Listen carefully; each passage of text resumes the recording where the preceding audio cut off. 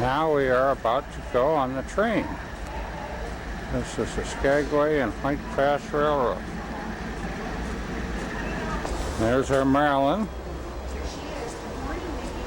Yeah, after we ran over here, we find out this is not our train. This is another train.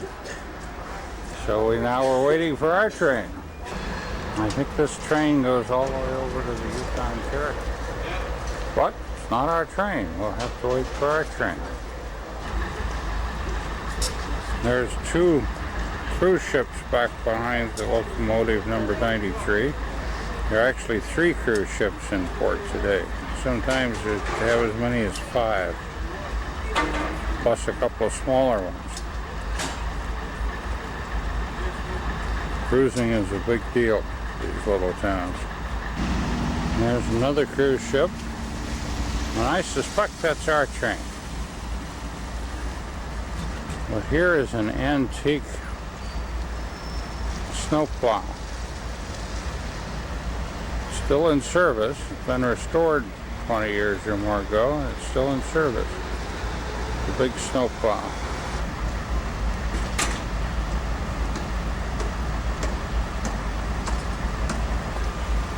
This is the train station in Skagway.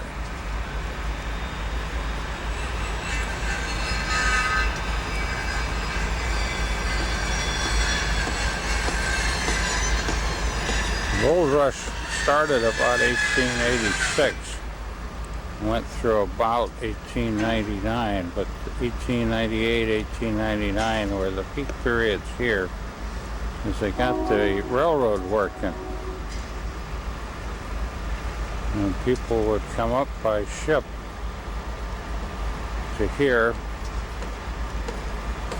and then go on up the Yukon River, across the Juneau Pass. There were 20,000 people here for part of those 2 years.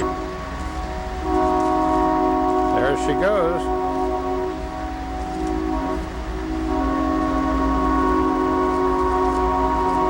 There you are, Marilyn.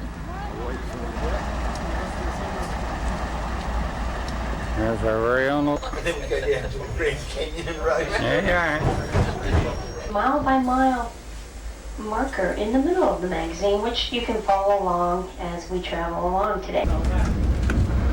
This is part of the railway, and there's another of the cars. All these cars are over 100 years old. Well, on our left, we're passing by a red building, and this is actually the railroad shops. It's quite a caboose. This is where we always are updating and keeping all of our trains and engines in tip-top condition. But more just hauling goods up to Canada and parts of the Yukon and Skagway as well.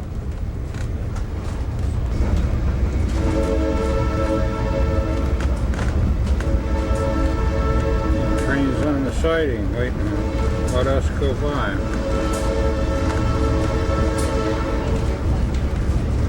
That's one of the tour buses, and we saw at least 3 of them.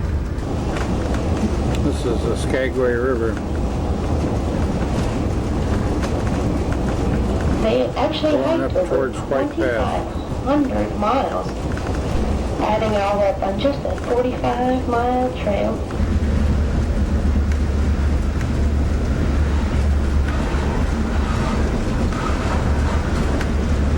Cans filled with gold nuggets.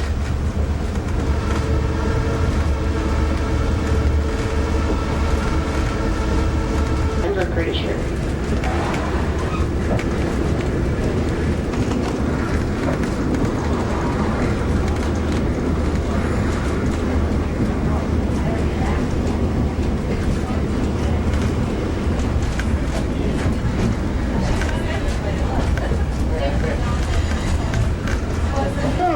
Any pictures, I'll make sure to point it out on our way back down as well, right by the historic ore dock.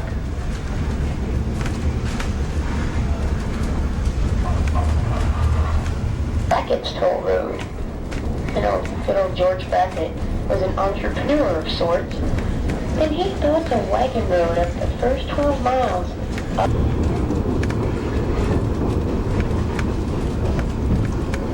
They built this trail after miners already started hiking up the Skagway River, and we call it the Whirlpool section. The Skagway River.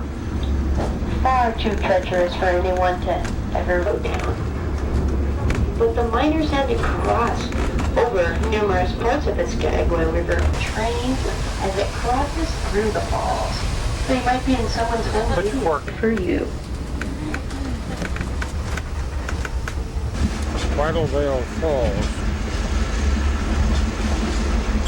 Pretty place.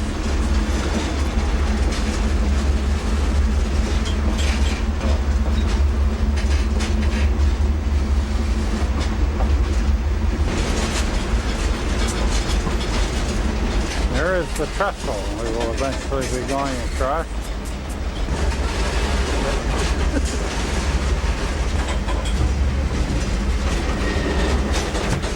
Fun to see a train go across it. There is a train ahead of it.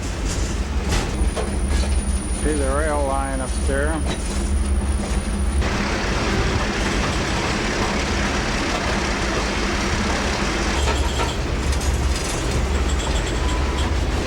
There's our sister train across the way.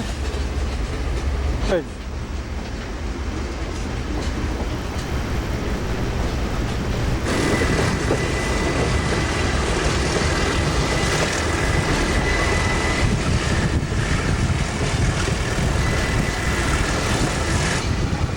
Crossed over a big trestle.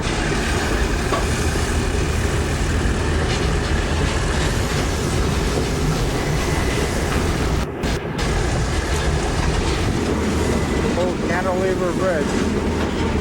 Hasn't been used since 1969.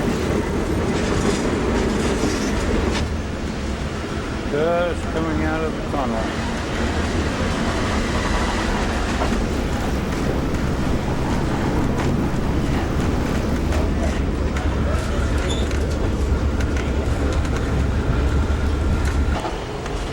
We're near the summit. It's still pretty much winter conditions up here. Right past summit. Comes another train.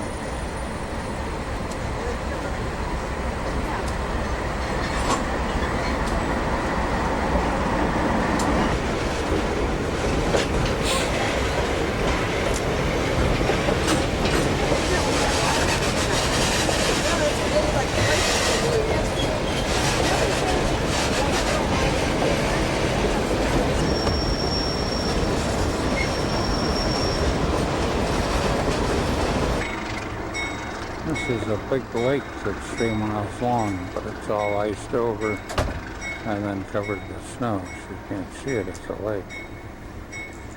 That's what it is.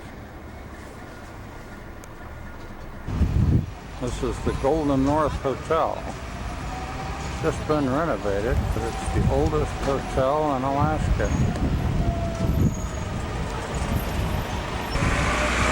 We just had lunch. I had halibut and chips. Fish and chips with fresh halibut. And there's our Maryland. And the sidewalks are all wooden. Kind of a quaint old gold rush town that's been renovated for tourists.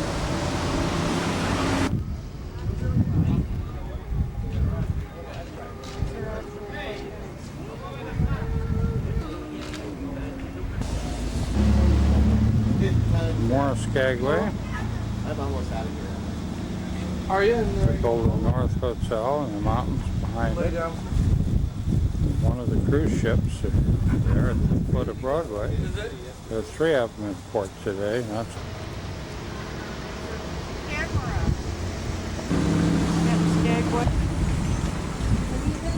this building, they claim, was built in 1899. In any event, it was some kind of fraternal organization, and the outside is covered in little wooden sticks.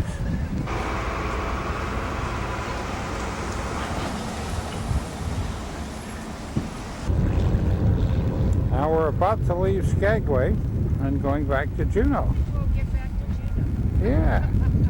So this is our chariot. And we'll be up flying in just a few.